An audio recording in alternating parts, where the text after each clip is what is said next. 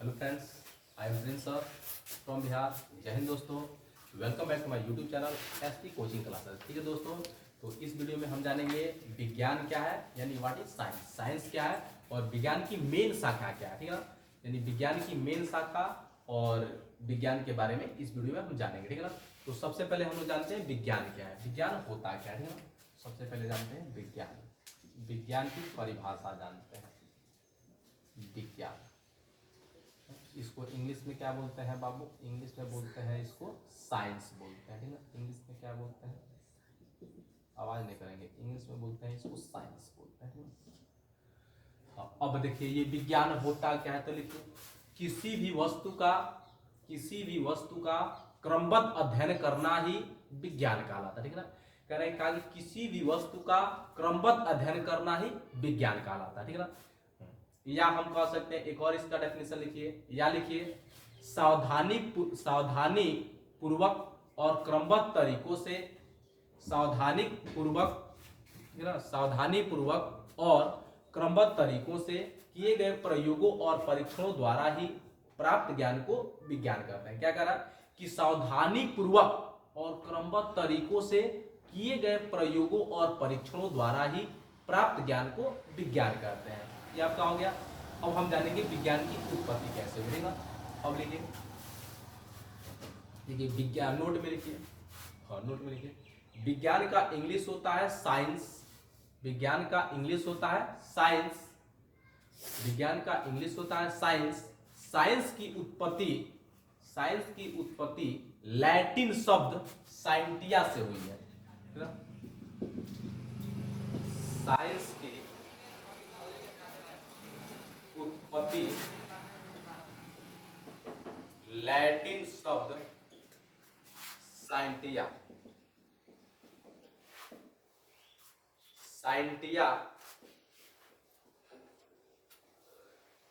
से हुई है,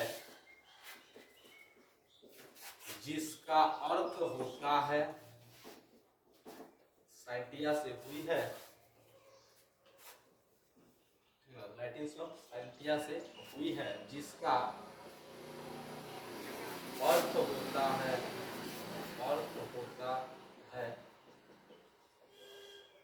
जानना। यानी विज्ञान का इंग्लिश होता है साइंस, साइंस की उत्पत्ति लैटिन शब्द साइंटिया से हुई है, जिसका अर्थ होता है जानना। अतः हम कह सकते हैं कि किसी भी वस्तु के बारे में पूर्ण रूप से जानना ही साइंस कहलाता है, यानी विज्ञान कहलाता है। ठीक है ना, यानी science is the systematic knowledge of universe. ठीक है, अब देखिए हो गया।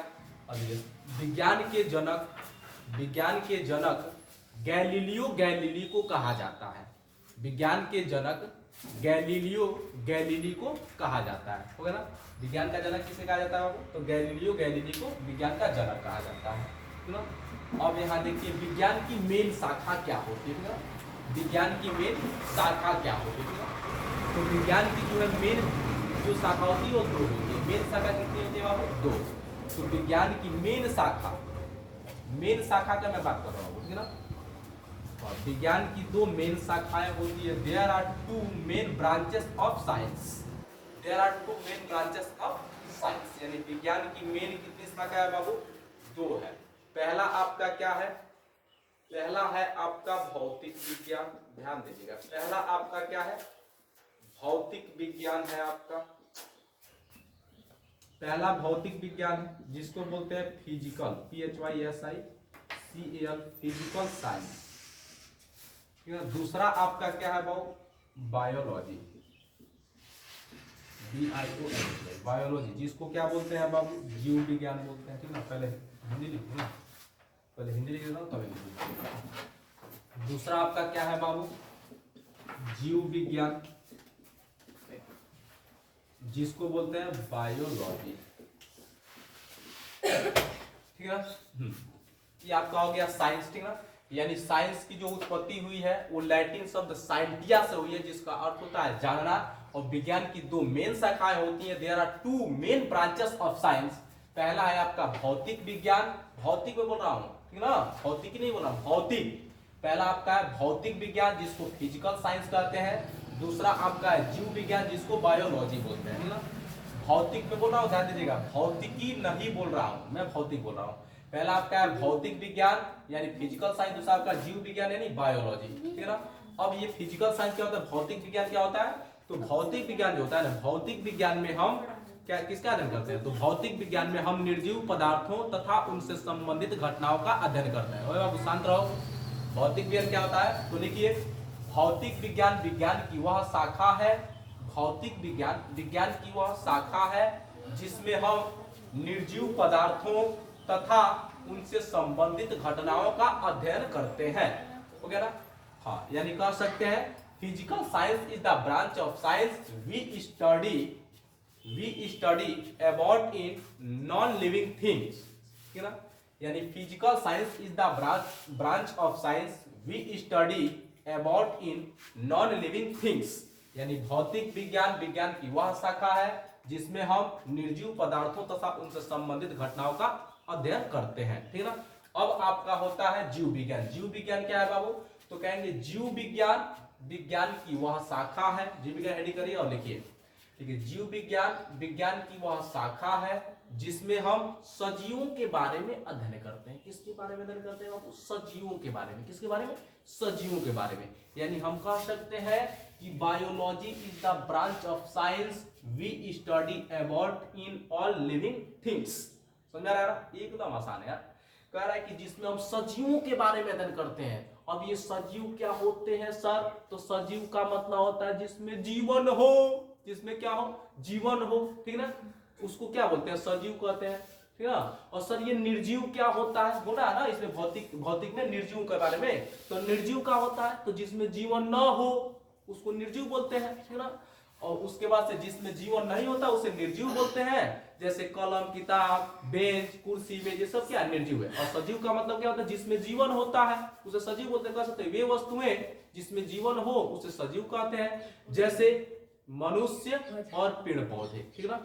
मनुष्य और पेड़ पौधे और जंतु, जानवर जितने होते हैं, मनुष्य भी और जानवर भी और पेड़ पौधे भी, ये सब क्या है, सजीव है, ठीक है ना। यानी हम कह सकते हैं जंतु और पेड़ पौधे सजीव है। जंतु में सब चीज आ जाएंगे, जानवर भी आ जाएंगे, मनुष्य भी आ जाएंगे, ठीक है ना। और ऐसे बोल सकते हैं यानी जितने जंतु हैं और जितने पेड़ पौधे हैं वो सब क्या है, सजीव है, ठीक है ना। तो सजीव हो गया ना। जीव विज्ञान में किसका अध्ययन करते हैं, तो सजीवों के बारे में अध्ययन करते हैं, ठीक है ना। यानी biology is the branch of science we study about in all living things, ठीक है। जीव विज्ञान में किसके बारे में अध्ययन करते हैं, सजीवों के बारे में। समझ में आ रहा है ना बाबू, किसके अध्ययन करते हैं, सजीवों के बारे में। किसी को कोई दिक्कत नहीं है। और जीव विज्ञान के जनक कौन है बाबू, तो जीव विज्ञान के जो जनक है वो अरस्तु है। कौन है, जीव विज्ञान के जनक अरस्तु है। जीव विज्ञान के जनक कौन है, अरस्तु है। ध्यान से आप लोग सुनिएगा, ठीक ना। जीव विज्ञान के जनक कौन है, अरस्तु है, बोलना नहीं है। जीव विज्ञान के जनक कौन है, अरस्तु है।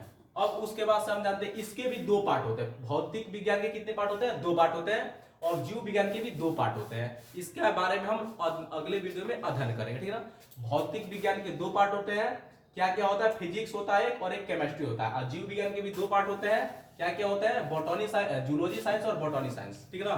तो इन सब के बारे में बाद में अध्ययन करेंगे। यानी यहाँ पे इस वीडियो में बस इतना ही अध्ययन करेंगे और अगले वीडियो में हम भौतिक विज्ञान के शाखाओं के बारे में और जीव विज्ञान की शाखाओं के बारे में अध्ययन करेंगे, ठीक है ना। और बस इतना ही। और यहाँ पर physics, chemistry, math, biology, English एकदम अच्छे से, एकदम बेसिक से, एकदम बेहतरीन तरीके से सिखाई जाती है, ठीक है ना। और मुझे आशा है कि यह वीडियो आपको बहुत ही पसंद आया होगा।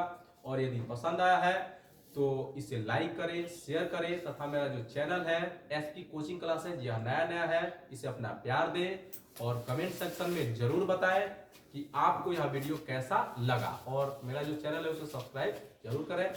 और उसके बाद से देखिए, मेरी जो संस्था है इसका यह नियम है कि आप हमें बच्चे दें, आप हमसे जुड़े, हम आपके बच्चों को बेहतर भविष्य देंगे, ठीक है ना। और ध्यान दीजिएगा, कहा जाता है, ध्यान दीजिएगा कि कहा जाता है कि वक्त अभी भी है, वक्त अभी भी है, वक्त यूं बर्बाद न कर, और खींच ले कमाल पर तीर और वार कर, और ज्यादा से ज्यादा निशाना चूक जाएगा, और जीतना है अगर तो कोशिश 1000 बार कर, कोशिश 1000 बार कर। बस इतना ही। थैंक्स।